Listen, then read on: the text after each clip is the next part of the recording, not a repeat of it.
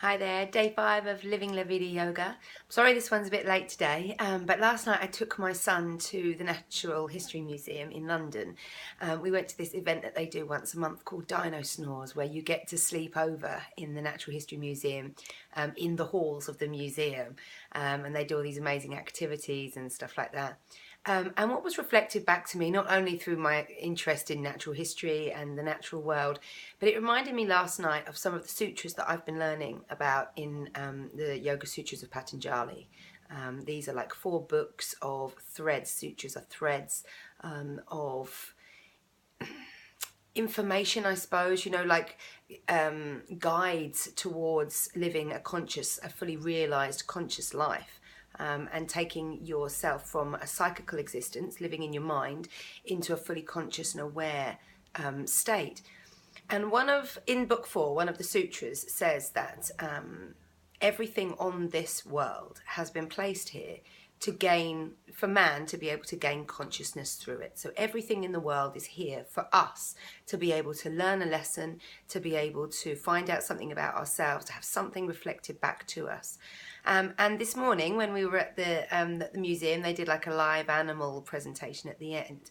And I learnt that snails' shells are built through a combination of calcium that they find in the green leaves of the plants all around them, and carbon monoxide, which of course we breathe out. So through their diet and the expulsion of carbon monoxide that we and other animals breathe out, they are able to grow their shells. So I found this to be amazing, kind of just another proof that everything in this world is so inherently linked.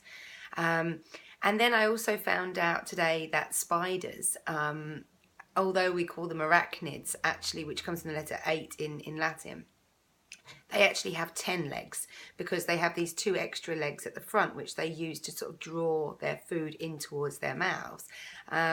And I found that kind of amazing, that and the fact that they have these things called ectoskeletons, which I didn't know this at all. But once a year, a spider sheds its whole outer body as a way of growing. And that kind of reflected to me as well, back again, like that, to be able to grow, you have to let go. You have to lose the old skin, let go of the old person, let go of the old thoughts that don't serve you anymore, so that you can move forward with the newfound knowledge that you've gained, with the new consciousness that you have, and really begin to grow and to get bigger and bigger and grow. You need to let all that old stuff go, otherwise it's just going to hold you back.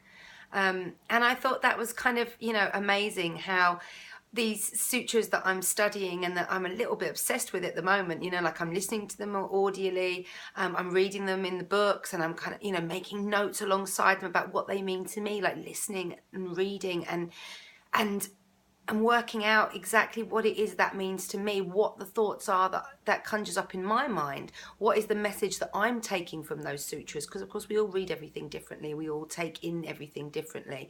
It's subjective to our own experiences, right?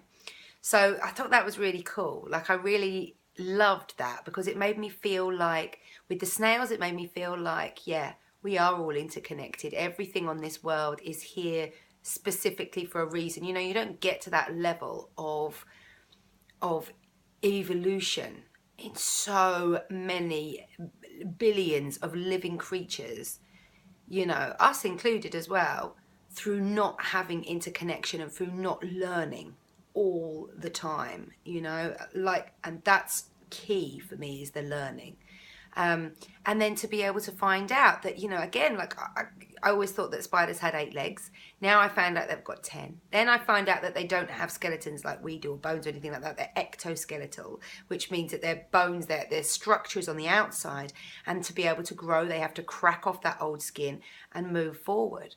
And I just think that this stuff that I'm learning about, that I learn about nature, and then reflected back to me in the Yoga Sutras, why this is that we learn these things, I take those lessons from nature. I'm thinking to myself, okay, so yeah, we have to shed the old skin to grow.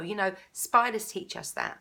You know, we're all interconnected. We all need one another to be able to live and to form and to move forward in life, like the snail's shells proved to me as well, that we all need one another. They need us just as much as we need them. You know, they're an integral part of the food system. You know, they feed loads of, like, all the different animals in our back garden. You know, you move snails out of your back garden, you lose hedgehogs, you lose loads of different animals, actually. I didn't realise, like I was listening this morning, foxes eat